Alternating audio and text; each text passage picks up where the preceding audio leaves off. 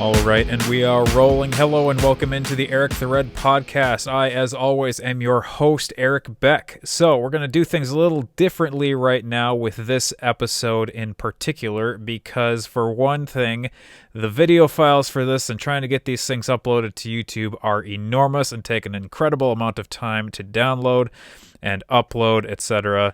And number two, it is currently right now 11:07 Central Time on Friday the 30th. We have just finished day 2 of the draft. And so the plan is to upload the first part of this podcast episode, the video format of that, onto YouTube. And then at the end of the third day of the draft, at some point, get a second video uploaded to YouTube. But we're going to combine both of these videos, both audio files from this video, into one podcast episode. So the plan is 2 video episodes, 1 podcast episode, or 2 video segments, I should say, 1 podcast with both of those segments put together. So we will attempt to do this. So the plan here is reviewing rounds 1 through 3, especially from the Vikings perspective, and then adding in rounds 4 through 7 in a second segment, which, as I have just said, will be a separate video on YouTube for those of you watching on YouTube, and will be combined into one complete audio podcast, because I am expecting that this is going to take some time to go through, especially depending on how many picks the Vikings end up having tomorrow as we record. It is not yet Saturday. It may possibly be Saturday by the time we end up finishing recording this. And as always, I don't take a whole lot of breaks in this, so we're going to take a drink of water here all ready to start things off, because I was not planning on recording tonight. I was planning on waiting, but life things have come up, and so I'm going to be doing other things over the next couple days, so we're going to try and make this as easy as possible on myself to actually get things uploaded for you. My at the moment limited audience, but hopefully things will be growing here in the future. So drink of water. And we move on to discuss, I should say. I don't know what that accent was. We move on to discuss the Vikings draft thus far to this point. Those of you listening on audio format, you're going to find out a whole bunch of other things as this podcast episode goes on. But we're going to start here with round 1 thoughts, initial round 1 thoughts. And it was an active round 1 for the Vikings. The Vikings apparently were looking to move up, move down, do anything but draft at pick 14 if they could help it. And they ended up not picking at draft 14. At pick 14, we are struggling tonight, and it is 11:10. But we're doing things. I guess it's not that late for a bunch of other people who would do recording type things. But as the draft played out and as picks were coming off the board, as players were coming off the board, it looked like the Vikings may be interested in trading up. And it sounded like they may have had discussions with Detroit at 7, but it sounds like Detroit was looking for a first rounder from next year. They were looking for a 2022 first rounder along with other things to move up. At least that is what is reported for the Vikings. That's reported, I saw on Twitter, from Darren Doogie Wolfson, who works for 5 Eyewitness News, which is our local ABC affiliate. He reported that, and I have that on my Twitter feed. I am at Eric the Red Pod on Twitter, so you can go find all of my day 1 draft day tweets. Side note here, I was live tweeting the first round of the draft, and I don't know if I can ever live tweet again, because personally I got off of Twitter 3 years ago, and this is the most I have tweeted by far in the last 3 years. And it was a lot, and I don't need to be on Twitter that much anymore. So don't plan on that happening, especially not when we go into the season for 17 games. Don't plan on that happening. So, other than that, as things played out, the Vikings, as I just said, were looking potentially to move up to number 7 or maybe somewhere else along the lines. And it sounds like the interest they had was in moving up for Justin Fields. At least that is what is being reported. But I would not be surprised if they were looking to trade up to 7 to take Penei Sewell, because Sewell has been reported to be, is expected to be the best tackle to come out of this draft. Some have said he is a generational type talent at tackle, and that is the player that the Lions took at 7. So If they were looking to trade up for Fields, they could have waited a little longer. The Bears ended up trading up to number 11 to take Fields, so Fields is going to end up in the NFC North. So I guess if you're the Vikings, you're hoping that Fields does not pan out to be a great quarterback because you're going to be having to see him twice a season, coming into Minnesota and going down to Chicago. Over to Chicago. It's kind of south of us. Down to Chicago. Anyways. Didn't take Sewell, didn't take Fields. The other player who they were reportedly very interested in was Rashawn Slater, who ended up going a pick before them at 13 to the Chargers. The way that things are playing out and the way that the Chargers have had their offseason going thus far, there is no way that a tackle was going to make it past them at 13. The expectation, however, is that tackle was probably more likely to be Christian Darrisaw in mock drafts leading up to this past week. That started to change this week as more and more people were expecting the Bengals to pass on Sewell and take Jamar Chase, which they did end up doing, and reunite Jamar Chase with Joe Burrow in Cincinnati.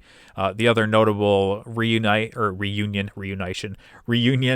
early in the first round was with the Miami Dolphins reuniting Jalen Waddle with Tua Tagovailoa down in Miami.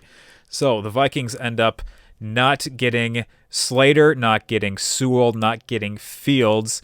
And when pick 14 came around, Mac Jones was still on the board, and it seemed likely that the Patriots would be interested in Mac Jones, which they did end up being because they took Mac Jones. But it seemed like if you were the Vikings, if you were to find a trade suitor, they would be moving up to take Mac Jones. What ended up happening instead is that you have the New York Jets, who moved from 23 up to 14 in a pick swap with the Vikings, where the Vikings got 2 third-rounders, which I believe were the 66th and 86th picks, and the Vikings already had 78 and 90 in the third round, and then the Vikings had to give up one of their 4th-rounders. And the Jets traded up to take Elijah Vera Tucker, who is a player that was mocked a bunch of times to go at 14 to the Vikings, for the most part with the expectation that the other 3 tackles would be off the board. What ended up happening instead is that only 2 tackles went, and you still had Christian Darrisaw, the tackle from Virginia Tech, who was available for the Vikings to take at 14. Instead, the Vikings trade down. What ends up happening, and the way that this beautifully worked out for the Vikings, is that Darrisaw was still available to them at 23. As I was watching mock drafts come out during this week leading up to the draft, Christian Darrisaw started slipping down mock draft boards. And I don't know why that is. Hopefully that is not an omen or a sign of things to come. But with being able to take him at 23, I think that is a great move, especially since you were able to trade back and pick up more draft capital, which helped you out, or at least will hopefully help you out moving into the future, in which we will discuss briefly, or I should say, which we will discuss soon. Christian Darrisaw at 23, like I just said, I think that's a good pick. It fills a very glaring hole for you on your team. Probably the biggest position of need for you was that left side of the offensive line. Christian Darrisaw is your expected starter at left tackle at this point. The Vikings have said they expect Brian O'Neill to stay at right tackle, and they have said that they expect Christian Darrisaw to compete and earn his spot. At this point, you're competing against Rashod Hill. I think you're probably going to earn the left tackle starting spot. So, like I said on Twitter last night, I see 3 ways that this does not work out well, that this works out poorly for the Vikings. Number 1, Elijah Vera Tucker becomes a reincarnation of Randall McDaniel or Steve Hutchinson. Number 2, someone picked between picks 14 and 23 ends up going into the Hall of Fame. Number 3, Christian Darrisaw just doesn't work for you as a left tackle in this league or anywhere else along the line for you, and he ends up not playing very long for you. With what we have seen from the Vikings thus far, it is thus far being in the last 7 years of the Mike Zimmer, Rick Spielman era, all of those drafts, which I reviewed previously in previous episodes on this channel, on this podcast. We have seen a bunch of linemen who have not worked out. But what has been reported and reflected upon now with this pick of Christian Darrisaw in the first round is that Rick Spielman has indeed been addressing offensive line over the last few seasons high in the draft. You go back 4 years ago, the Vikings took Brian O'Neill in the second round. 3 years ago, you're taking Brian O'Neill high in the first round. 2 years ago, high in the second round, my goodness. 2 years ago, you take center, blanking on his name. I can't believe I'm blanking on his name. You take your center in the first round. Garrett Bradbury. You take Garrett Bradbury in the first round. Last season, you take Ezra Cleveland, who was a left tackle in college. You plugged him in at right guard. And now, with this first-round pick this year, you address your left tackle with Christian Darrisaw. Now, we will continue to discuss offensive line because it comes up again in the third round. I want to make sure that I have said everything I want to say about this first-round pick. I know I forgot to say something, and I will maybe remember later in the episode as we continue recording, but I'm going to instead take another drink of water here and have some dead air for those of you listening on the podcast. So, that is your first-round pick, going with Christian Darrisaw. And then, with the 2 third-round picks that you picked up, that the Vikings picked up, suddenly the expectation was that now you have capital to move back into the second round. The expectation coming into this draft, the thought from a whole bunch of people was that Rick Spielman absolutely wanted a second-round pick, was desperate for a second-round pick. I didn't see it. I didn't think that Spielman had the expectation that he wanted to move back into the second round. And I think the expectation was more that he would be looking for a second-round pick in a trade down in the first round rather than attempting to move back up in the second round. That did change a little bit once you have 4 third-round picks and 3 fourth-round picks to work with as draft capital, trade capital. Instead, what ends up playing out tonight as we are recording, just over the past few hours, the Vikings did not move back into the second round.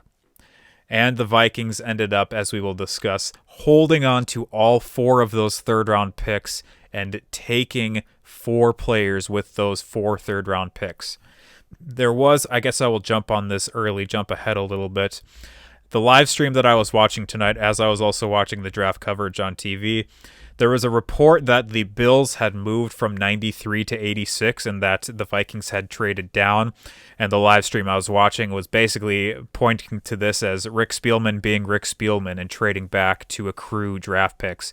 That did not actually end up happening. That was misreported. I don't know where they saw it. I didn't see it on Twitter as they were reporting that on the live stream. So there was not a trade back for the Vikings. There was not a trade up for the Vikings. My expectation, my thought was that if the Vikings were to trade up package together some sort of pick package and move up in the second round, my expectation was that they would move up somewhere between 15 and 20 picks ahead of where they had their 66th pick. So that would be roughly from 56 up to 51, somewhere in there, maybe the late 40s. There was discussion on local radio earlier today that the Vikings had the capital to move all the way up to the top of the second round if they wanted to. I didn't think that would happen. I thought late 40s until the mid 50s was where their range was. Because then, once you got to pick 56, basically you're not trading up, really. Like, there's no reason to trade up if you're waiting for 66 unless you expect someone who you want to be taken ahead of you. In that sort of 5 to 10 pick range zone. Otherwise, I think you have enough people available to you on your draft board who you're not expecting to have to move up. And the Vikings did not end up moving up. And with the 66th overall pick, the second pick in the third round, right? Yes, 64 was the last in the second. So 66, second pick in the third round. If I can ever get to it, the Vikings take quarterback out of Texas A&M, Kellen Mond. There was, after the 5 first-round quarterbacks, this was right in the middle of a second quarterback run. The Bucks took a quarterback at 64, Kyle Trask, and then at 67, right behind the Vikings, the Houston Texans took the Mills kid out of Stanford, whose first name I cannot remember. I think it's Garrett Mills. I am not looking it up at the moment. But anyways, the Vikings take Kellen Mond. Now, I have been heavily relying upon the Chris Sims quarterback rankings as I've been looking at sort of this draft coming through in the pre-draft process. I am not a talent evaluator. I am not a scout. I have not played football. I do not know how to grade rankings. This is the thing I was forgetting about the first round. Anything that I have said, either on this podcast or on Twitter, about a guard being taken too high if they're taken early in the first round is not my idea. I am just parroting this. I am repeating an idea that other people have, that you don't take a guard that high because you can find good guard or good enough guard talent later in the draft. So that was another reason why I didn't really hope that the Vikings would take Elijah Vera Tucker at 14. And I'm surprised that the Jets ended up doing that at 14. So, with that said, not being a talent evaluator, I'm relying on other people's opinions, especially people who have an understanding of evaluating talent. Now, take Chris Sims for what he's worth, and take the post that I saw on Reddit for what it is worth, with starting to rely on Chris Sims as a quarterback ranker. No one is perfect. Obviously, no one is perfect. I posted earlier today on Twitter an evaluation of the top mock drafts, the top final iterations of mock drafts, as to who was the most successful.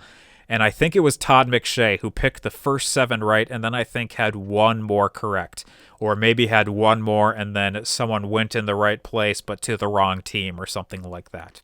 So take that for what it is worth. With all of that said, on Chris Sims' quarterback rankings, Kellen Mond was ranked 4th overall, ahead of both Justin Fields and Trey Lance. So my hope was that the Vikings would be able to have Kellen Mond available to them in the 3rd round, probably at one of the picks that they had already, not one that they traded for, and that they would take Kellen Mond to be a backup quarterback this season and have potential to be a starting quarterback for them in the future. So, it worked out beautifully. It worked out perfectly. It worked out more amazingly than I could have imagined. That is my opinion in this moment. Right now, that is my opinion. We have yet to see what happens moving forward. I will also say this now, earlier than I had expected to say it. We will not know really how this draft class is playing out until at least 3 to 5 years from now. You have hope that people can have an impact now. The reality is more like you will know where your players are 3 to 5 years from now. This is why it was so difficult in the last episode or two when we were doing these draft reevaluations from previous seasons, because we do not have as much information to go on, as much statistical information, eye test, etc. I am doing all of this as a fan. I don't know that much about evaluating talent, like I have said already. So, with all of that said, I lost my train of thought, but Kellen Mond, 4th ranked overall, according to Chris Sims. He seems to have had a decent enough track record in the past few drafts that he has been evaluating. I understand that Chris Sims was not a very good starting quarterback himself. He seems to be a little better at evaluating quarterback talent than he was at actually being a quarterback. No disrespect to Chris Sims. Another drink of water coming. Anyways, very excited to pair both filling the left tackle need and taking a quarterback who will hopefully be available for you in the future. I've seen, in addition to them taking, the Vikings that is, taking Kellen Mond as your quarterback, I've seen a lot of people saying, now the Vikings have a succession plan for when Kirk Cousins is no longer with the team. I don't think that should be the expectation either.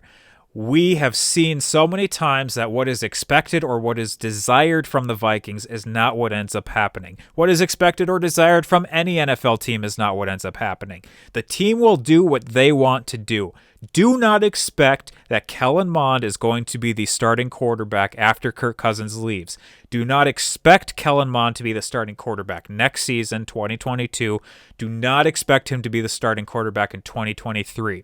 I do think there is a reality, and it is not far-fetched to hope or think that that might happen, but to say with any sort of certainty that that is what's going to happen is not where we should be right now. We should not be certain about any of these picks.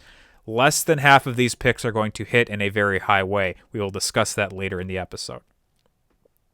Anyways, with all of that said, we also need to remember that with a third-round quarterback, there is a very wide gulf. There's a very wide gulf for any round for taking any player.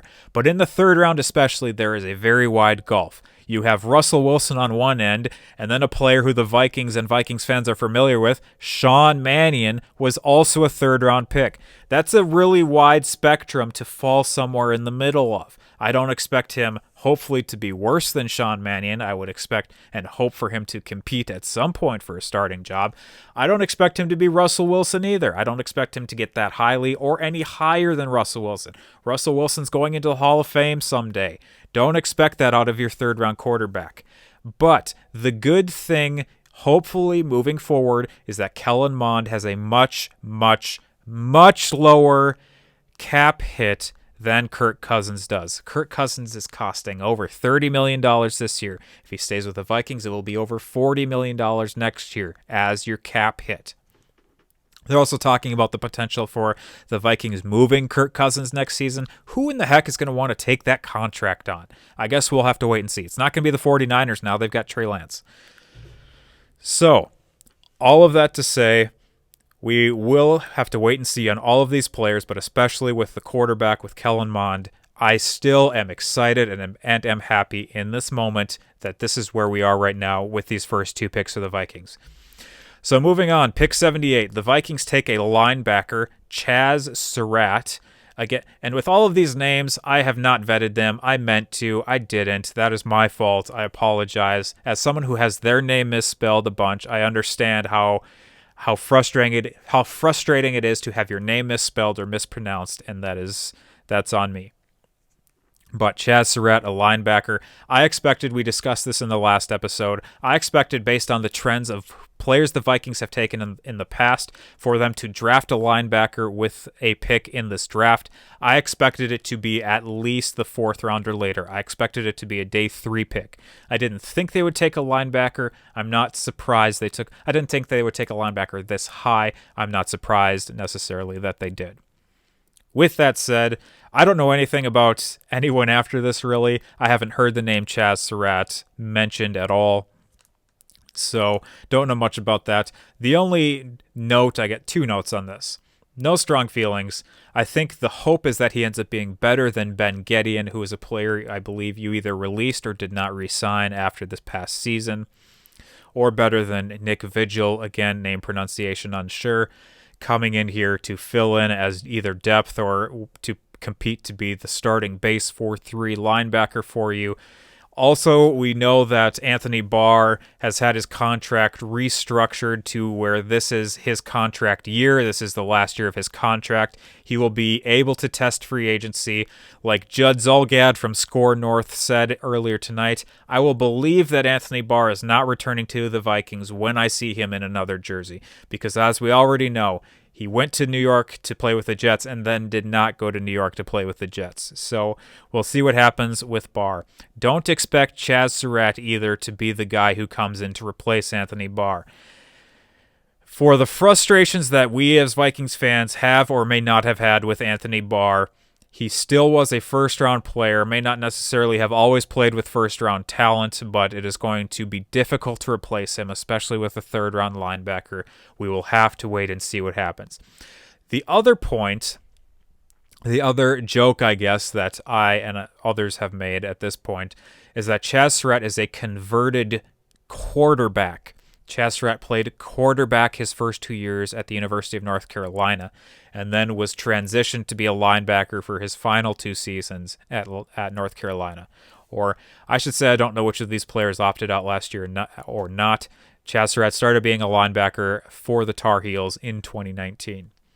So the joke here is that he could potentially end up being the next Joe Webb, and he will compete with both Kellen Mond and Kirk Cousins to be the next quarterback for the Vikings. Don't expect that to happen. I didn't tell it like it was actually a joke here. didn't get the vocal inflection there to make that actually happen.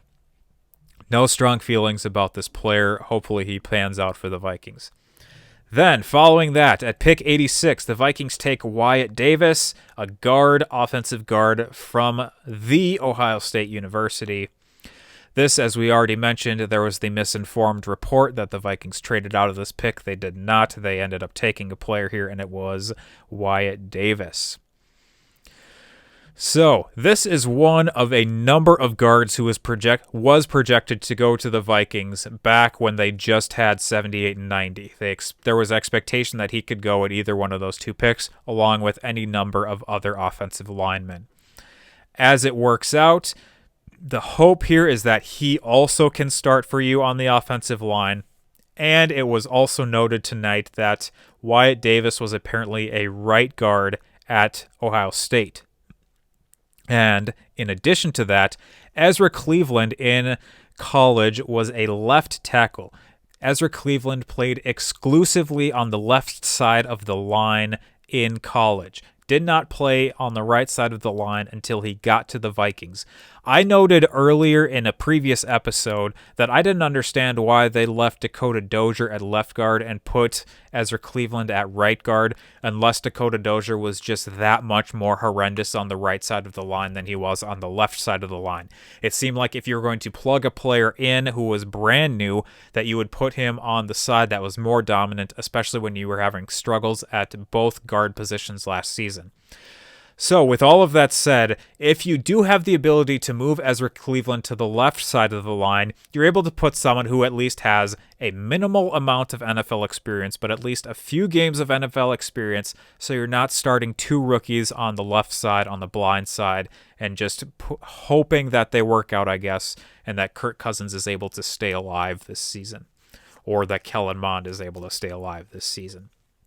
The only other thing I have to say about Wyatt Davis is that my concern with offensive linemen coming out of Ohio State is the example that the Vikings have already seen out of Pat Elflein, who didn't even last 3 seasons here. He was cut this past season, and after playing briefly for the Jets is now playing down in Carolina.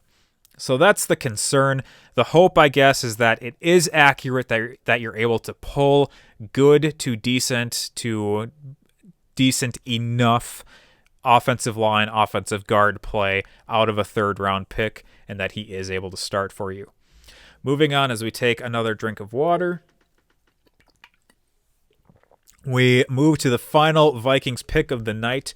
At pick 90, the Vikings, again, as we said earlier, and we'll reiterate here, the Vikings did not trade out of any of their 4 third-round picks. And with their 4th third-round pick, they take Patrick Jones II, a defensive end out of Pitt, University of Pittsburgh. The Vikings, again, here with this pick, moving to fill another position of need with an edge rusher.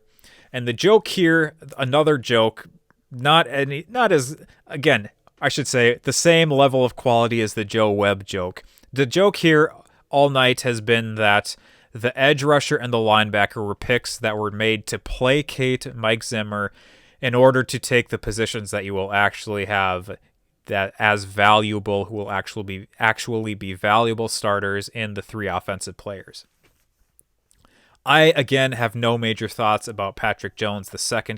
The first time I heard his name was when it came across the board that was the player the Vikings drafted. This, again, you've got, like I said, a wide gulf between different sorts of players for you. This is also, again, where I meant to look up the pronunciation of a name, but I did not. Your hope above hopes is that he turns into another or becomes anywhere close to Danielle Hunter. If that happens, you are ecstatic. Your main hope is that he doesn't turn into Scott Crichton, who was a player who did not work out in any way, shape, or form for you, who was also a third-round defensive end pick in the past. So that again, if we're doing this as our spectrum, as I try to get my fingers both here where I can see them and where they can be seen on the video for you, those of you again watching on YouTube, you've got Danielle Hunter on one side, Scott Crichton on the other side. You're hoping that he falls somewhere closer to the Danielle side than to the other side. And if he, some way, shape, or form, passes Danielle Hunter, that would be incredible. So, with all of this said, 5 picks in the first 2 days for the Vikings this season. Takeaways so far. I personally am happy because you addressed positions of need. We talked about this, Vikings taking positions of need versus taking best player available. The Vikings have shown that they more often than not take position of need when they do end up drafting and not trading out of their picks. So, the other thing of note is that they draft for the year that they are going into, trying to fill those holes for that year. Kellen Mond is sort of the exception to that this season with the 5 picks that they have taken so far as we are recording now at 11:37 because people want to have the time updated for them as we continue to go along here. So those are those first couple of thoughts. Again, like I said before, you're not going to know until 3 to 5 years from now sort of where you can start evaluating this draft class. You hope that they can play and perform right away, at least 4 of those 5. Again, the exception being Kellen Mond. Personally, we have to understand that not all of these players are going to hit. They're going to hit on different levels. You're going to maybe get greatness out of some of them. You will get decent play out of some of them. You will have players who are not with the Vikings 5 years from now out of a couple of these 5 different picks. My personal hope is that you hit on the 3 offensive players. You hope that you hit on your lineman. You hope that you hit on your quarterback. It is not that I don't care about the linebacker or the defensive end you took. Personally, I am hoping, since those are the holes that are the most glaring right now, that you hit on your offensive players. Again, we have yet to see what happens. They have not, most of these guys, only one of them has even been to Minnesota so far for sure. The other 4, we're still waiting on them to show up here. So, those are the opinions I have so far on the Vikings. Again, this is going to be kind of weird for those of you listening on the podcast, on the audio version of this, because when we come back to segment 2 of the podcast, you're going to be getting further analysis, further reaction from the day 3 picks. But for those of you watching on video, those are opinions so far. And again, for the video audience and for the audio audience, I'm not going to be hitting too much on further thoughts from the first 2 days of the draft in segment 2. So we'll briefly address this at the start of segment 2, but this is the last point I'm going to make on it. But I will bring here a couple of other brief notes. I'm not going to try and reanalyze or give reaction to the entire draft or even to the entire first round. If you want to see some first round thoughts of mine, you can check out my Twitter once again at Eric the Red Pod, ERIK, Eric the Red Pod on Twitter, all one word. But other brief notes I have, mostly about local prospects who went in the draft so far. 2 Gophers off the board for those of us who are Minnesota fans. 2 Gophers off the board in the first 2 days. First rounder, you have wide receiver Rashod Bateman going 27th overall to Baltimore. This is the first round pick out of the University of Minnesota since Lawrence Maroney went to the Patriots, I think back in 2006. So this is 15 years of not having a first round Gopher. Hopefully, you're hoping that Rashod Bateman has a better career than Lawrence Maroney did, because Lawrence Maroney's NFL career did not pan out the way that you would have hoped. I think Bateman is going into a good situation in Baltimore. They have a good offense, but it should be noted that they do not currently have necessarily the best passing offense. I guess, and I would expect that the Ravens are hoping that Bateman is able to help them in that aspect of their game. They're definitely more of a run-heavy offense, especially using Lamar Jackson to run as much as they do. So hopefully that works out well for Bateman. The other Gopher off the board, cornerback Benjamin St-Juste, going to Washington football team, the Washington football team at pick 74, a third rounder. I don't know a whole lot about St-Juste. It's really hard for me looking at, even though I have been to my fair share of Gopher games, and my family does have season tickets to the Gophers and have for a while now. It's very hard for me to keep Gopher players in my mind because so many of them turn over from year to year. So that is definitely more of a team-focused fan section in my brain than a player-focused fan section in my brain. With that said, I think taking St-Juste at 74 or taking him in the third round is a touch high. It's just a touch high for me. Go a little higher register there. A touch high for me with Ben St-Juste in the third round. But again, I don't know a whole lot about him, and I think he was projected to be sort of a third or fourth rounder, maybe falling as far as the fifth round, but definitely sort of a mid-round guy. Bateman would have had potential, I think, also to go just a touch higher if he had had a better season this past season with the Gophers. Bateman initially opted out of playing this past season, then came back after the Big Ten decided they would play and would have some sort of protocols in place that Bateman felt better about. And then he ended up getting COVID anyways, I think. So he only ended up playing part of the season, ended up opting out again later in the season when it was very apparent that the Gophers were not going to have a good season this past season. So he did not put a ton on tape. Hard to say that he put stuff better on tape in 2020 than he had in 2019. 2019, a very good year for the Gophers. Historically good, 100-year historically good for the Gophers. So that was that. Comparing this season's Gophers to last season's Gophers who have gone so far, last season, I felt better about Antoine Winfield Jr. and Tyler Johnson going into the NFL than I do about Rashod Bateman and Ben St-Juste. And that is in part because I thought Antoine Winfield Jr. was a first-round talent who fell down to, I believe, 41st and ended up going to Tampa Bay. And I felt better about Tyler Johnson than where he ended up going. Tyler Johnson was taken in the 5th round by Tampa Bay. I think he was a 3rd or 4th rounder. I think it's better to feel better about Tyler Johnson because he fell as far as he did than it is to feel about Rashod Bateman. If Bateman had fallen into the 2nd round, I probably would have felt similarly to how I felt about Antoine Winfield last season. As it is, I'm hoping that both of these Gophers players taken are able to live up to where they were drafted. Finally, we're going to talk about a couple of other local-ish prospects that I'm aware of from the Minnesota area. Obviously, we know Trey Lance from Marshall, Minnesota, and went to North Dakota State University, I should say. Went third overall to the 49ers. We know about that. I think we briefly talked about Trey Lance a little bit. Other than that, Dylan Radunz from Becker, Minnesota, also went to North Dakota State University, an offensive lineman who went 53rd overall to Tennessee. 2 other offensive linemen who are from close-ish to the area. Spencer Brown from Northern Iowa, the University of Northern Iowa, going 93rd overall to the Buffalo Bills. And Quinn Meinerz from Division III Wisconsin-Whitewater, going 98th overall to Denver. I don't know how many players have ever come out of Wisconsin-Whitewater, but having gone to a Division III football school, having attended that school, I know a whole lot about Wisconsin-Whitewater. My college experience. I started college in 2009, so I saw the 2009 through 2012 college football seasons. Wisconsin-Whitewater did not lose when I was in college until I was a senior.